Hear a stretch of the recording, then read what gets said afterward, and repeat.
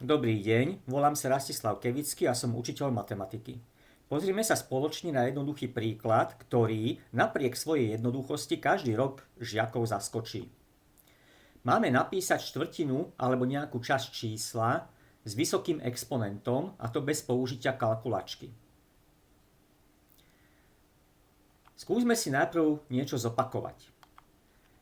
Chceme napísať štvrtinu z celého čísla, napríklad 32. Nič jednoduchšie. 32 deleno 4 rovná sa 8.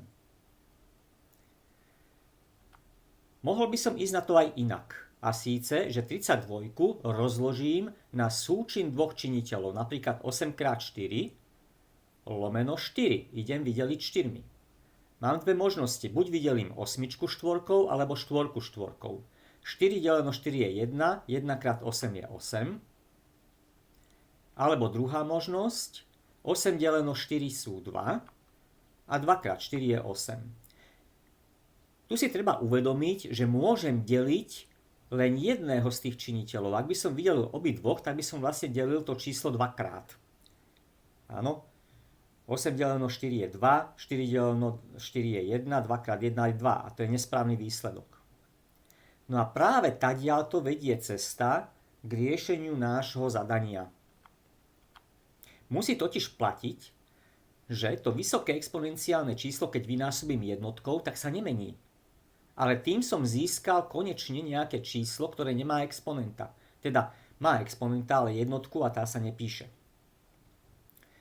Budem teda tou štvorkou deliť jednotku. Lebo len jedného činiteľa môžem deliť. A toho exponenta nemôžem. Takže urobím 1 deleno 4, že je 25 stotín a tými 25 stotinami vynásobím to naše exponenciálne číslo a to je vlastne výsledok. Toto je výsledok, akurát neupravený. Potrebujem dodržiavať pravidlá pre vedecké číslo, čiže potrebujem, aby to bolo v tvare 2,5 krát 10 na niekoľku.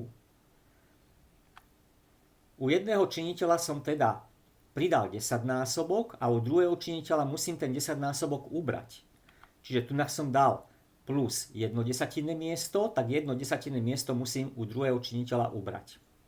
Preto výsledok je 2,5 krát 10 na 50 110. Ja vám ďakujem za pozornosť. Ak potrebujete pomoc s matematikou, neváhajte ma kontaktovať na linku uvedenom nižšie.